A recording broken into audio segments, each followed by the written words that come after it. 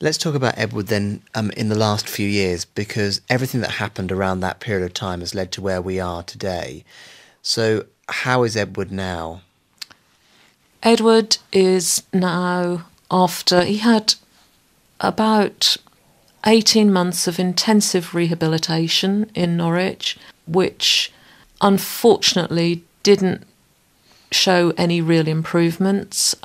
He was then deemed to be in a persistent vegetative state, and for several years now he has been living at a local young person's unit within a hospital just about 8 miles from where we live. For people who don't know, persistent vegetative state, what does it actually mean? A lot of people will probably imagine that it means that somebody is just lying in a coma with their eyes closed. It's not actually like that at all. It's the level above coma. If you're in PVS, you have waking, sleeping cycles. Your eyes are open. Sometimes there's a little bit of tracking, but more often than not, that isn't the case. Some are said to be able to smile. Ed, we certainly feel smiles, although the consultants say that it's more likely to be a reflex action rather than a response. Ed is fed via a tube, and in the same way he's given his medication and he's hydrated. When you go in and see Ed, does he recognise you? Well, this is something that we can't be sure of. In persistent vegetative state, there is no real understanding as yet as to quite how much can be understood. It's thought that although sometimes he responds to me with a smile, and he certainly, as soon as he hears a voice, he turns his head and he pays attention to that. His hearing is very acute, and that's sort of taken over from the loss of the other functions that he has. He is totally dependent on others to care for him. He has to have 24-hour continuing care. He does not spend all day in a bed lying still. He gets up. He has a lovely routine.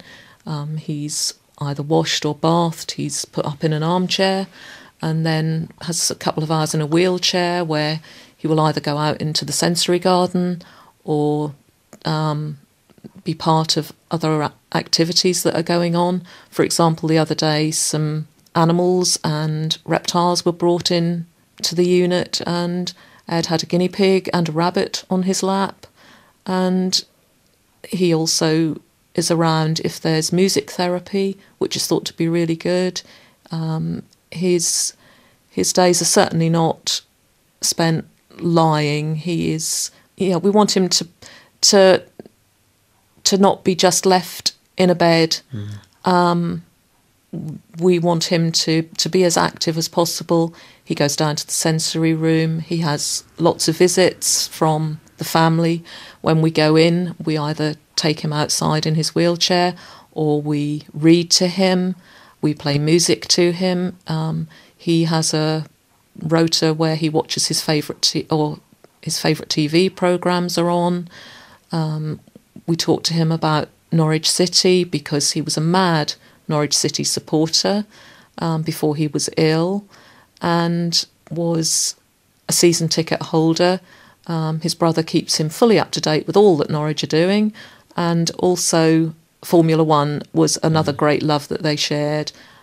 So his days are full and varied. Obviously, he tires very easily, so by usually 3 to 3:30 in the afternoon, he is back in his bed. But he's generally up for about 8 hours a day. For you and for the family, it must be exhausting, though. It is. It's just been one long nightmare. It is totally exhausting. He's always there in my thoughts. It's been a constant ache since the very first day that, I knew that there was possibly something wrong with him, and that ache hasn't lessened. The pain never goes away. We are continually grieving, because Ed is with us, but not as the Ed that we knew. The Ed that we remember was a fun-loving 16-year-old, and now with us, when we go to visit, we see a 25-year-old man.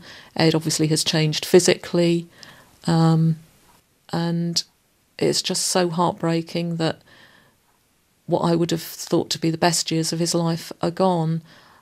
I retain my strength by believing that we were blessed to have 16 years with such a wonderful boy. And I hate the fact that we're now approaching the 9th anniversary. I hate the fact that over a third of his life has been spent in PVS. Does a part of you ever think it would have been easier for Ed if he had passed away rather than gone into this state? Looking at it now, I think it probably would. I think Ed would hate to be so totally dependent on others. Ed was a very independent person. He was very, very proud, very private, very loving. And I know that he would also hate what it has done to the other members of his family. Before he went to Addenbrooke's, he said, if something happens to me, I won't be able to do anything about it, but I would worry about what it would do to you. We've said that Ed may well live for quite some time because he's a healthy, strong young man. But you've had to fight quite a few battles for Ed, and you've been Ed's voice because physically he can't have one. There must be a worry that if he is going to carry on living, that he may outlive you. There is this possibility, yes, and it's one that I find almost unbearable. It would be pretty much everyone with children would want their children to outlive them by many, many years. It's the nature of life, but I would hate to think that Ed was still as he is, and I was no longer there to love him, to visit him, talk to him, stroke his head, and just generally be his voice and fight his battles. There must be other people out there in a similar situation, who've got similar experiences, but there's no support group. No, there isn't, which is one thing that I really would love to happen. I think there is a great need for a support group. Thankfully, there aren't many people in the same situation as us, but I do know that there are others out there. It's been extremely lonely. Our life has become very insular because people don't know what to say, and we feel different to other people.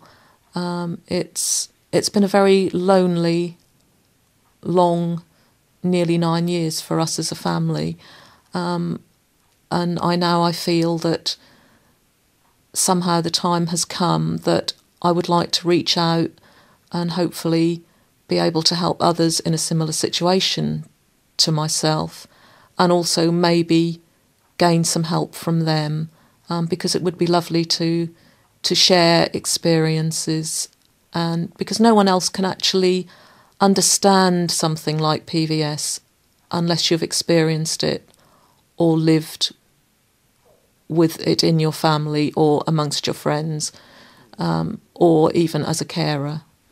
Tell me about the Facebook campaign and this woman in America that you've been speaking to. Yes, a few months ago I decided to start a Facebook page called Persistent Vegetative State Needs Support. I've now got 11 people on my site. It doesn't sound many, but then we don't really want there to be too many people in need of this support. But I've even had a lady in America click on my page, desperate, as she put it, to find answers and to help, to raise awareness. So this is a dream of mine, that I can actually get this Facebook page to grow and become a community.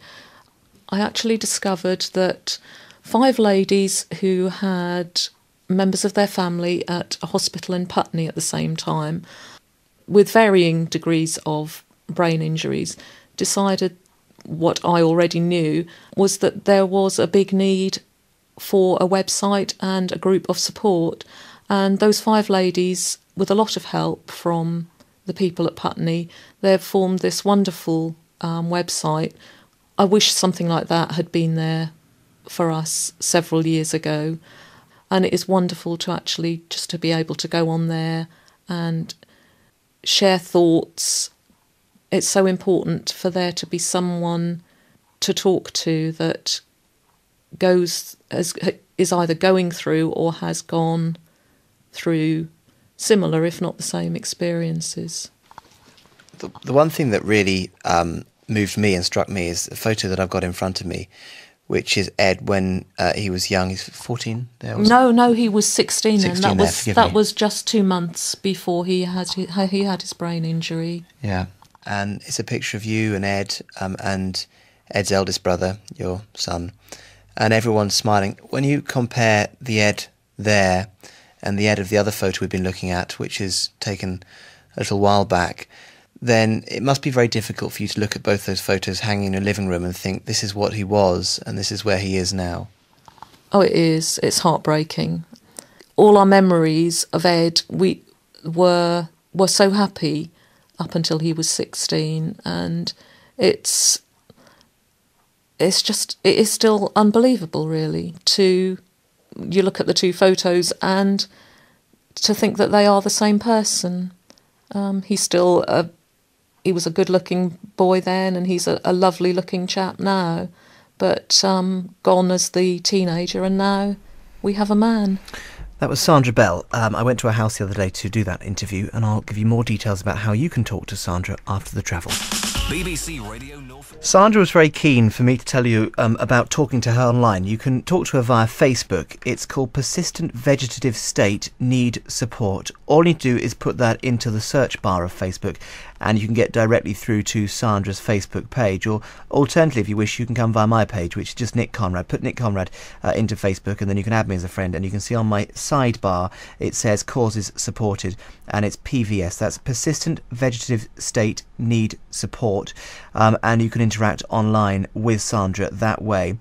One of the groups that she referred to is the Brain Injury Group, and you can find them at thebraininjurygroup.org.uk. Now, it's not confined to specific conditions, but anybody who may have suffered a brain injury, be it through an accident or through natural causes. That web address again for you, braininjurygroup.org.uk, and you can find all these details online on that Facebook page. Or if you can help Sandra with her campaign in any way, then contact us here at Radio Norfolk and we'll put you in touch with her and see if we can get you guys talking. She's very keen to start a community going of people who've got experience inside this area, and indeed of people who just want to express their views and they want to help. Obviously, we're hoping it's a minute number of people in Norfolk that are affected by this. It's a very, very rare state to be in. But if you've found your life touched by PVS, or indeed something in Sandra's interview really resonated with you, then I implore you to go onto her Facebook page, even if you just want to give it support. Once again, Persistent Vegetative State Needs Support is the Facebook group. Alternatively, come via my page, just Nick Conrad, put it into Facebook, add me as a friend, and on the side it says Good Causes, PVS, and you can click on there and get all the details. And the braininjurygroup.org.uk are the charity that we made reference to. 10:30.